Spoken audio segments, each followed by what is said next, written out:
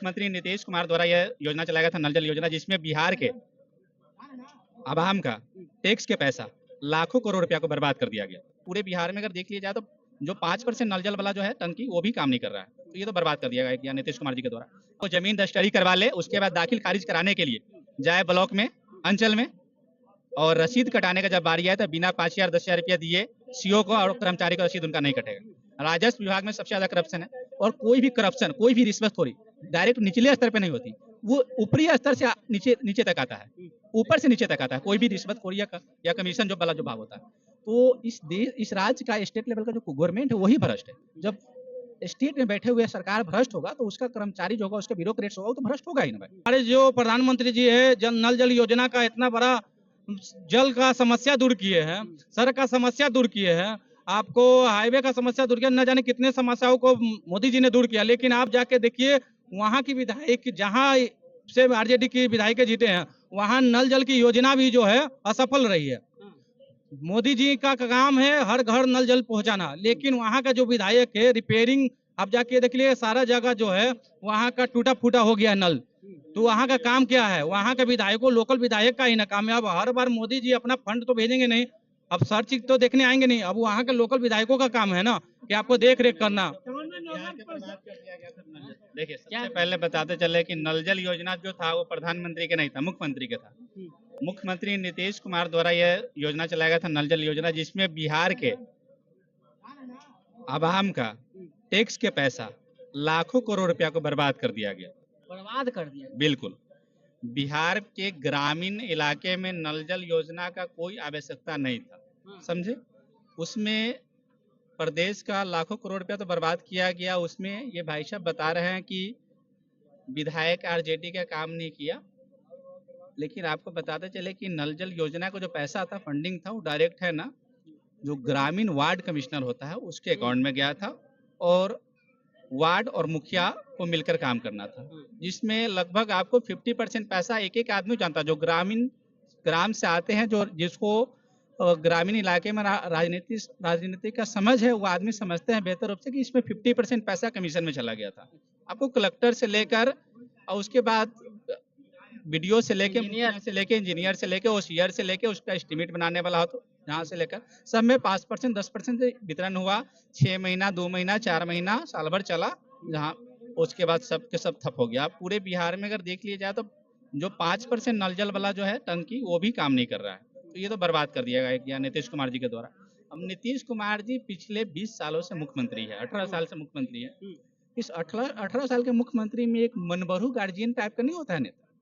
किसी परिवार में एक मनबरू गार्जियन नहीं होता है, अपना तानाशाही से वर्चस्व जमा के जो मन में आया अपना मनबरू से फैसला किया, तानाशाही से फैसला किए, जिसमें न प्रदेश का आगामी आने वाले समय प्रदेश का क्या हाल होने वाला है, हमारे प्रदेश का बजट क्या है, हमारे प्रदेश का जीडीपी क्या है, हम उस जीडीपी को जितना हमारा इनकम है प्रदेश का टैक्स से आता है, उसका किस स्तर से हम खर्च करें, जो आने वाले भविष्य में उससे कुछ न कुछ इनकम का स्रोत उत्पत्ति हो, कुछ न कुछ रोजगार उत्पत्ति हो।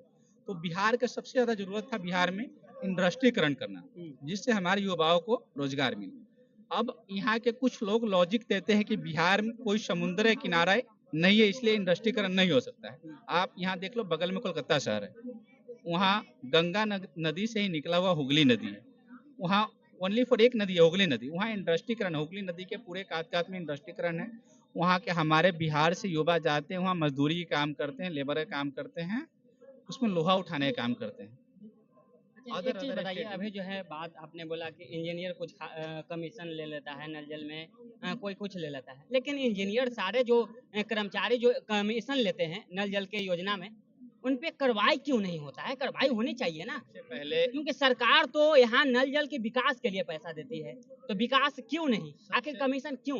सबसे पहले आपको बताते चले, सिर्फ नल जल योजना में ही कमीशन और घुसखोरी नहीं चलते। एक आदमी यहाँ पर जो खड़ा है उनको मालूम होगा, कहीं वो जमीन रजिस्ट्री करवा ले, उसके बाद दाखिल खारिज कराने के लिए जाए ब्लॉक में, अंचल में, और रसीद कटाने का जब बारी आए तो बिना 5,000 10,000 रुपया दिए सीओ को और कर्मचारी को रसीद उनका नहीं कटेगा। राजस्व विभाग में सबसे ज्यादा करप्शन है, और कोई भी करप्शन, कोई भी रिश्वतखोरी डायरेक्ट निचले स्तर पे नहीं होती, वो ऊपरी स्तर से नीचे तक आता है, ऊपर से नीचे तक आता है। कोई भी रिश्वतखोरी या कमीशन जो वाला जो भाव होता है। तो इस राज्य का स्टेट लेवल का जो गवर्नमेंट है वही भ्रष्ट है।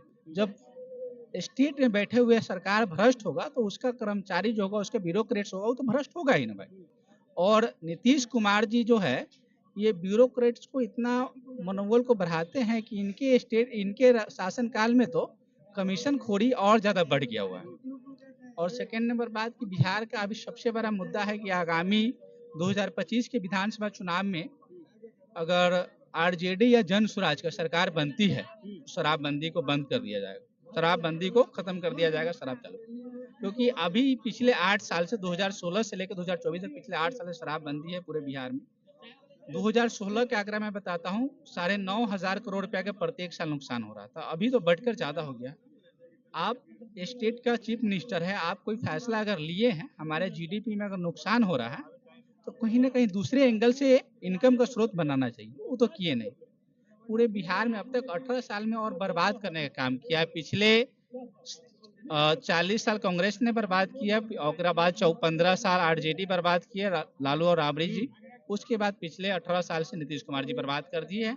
बिहार के एक ऑप्शन की जरूरत है और एक बेहतर ऑप्शन के रूप में जनसुराज खड़ा हो रही है।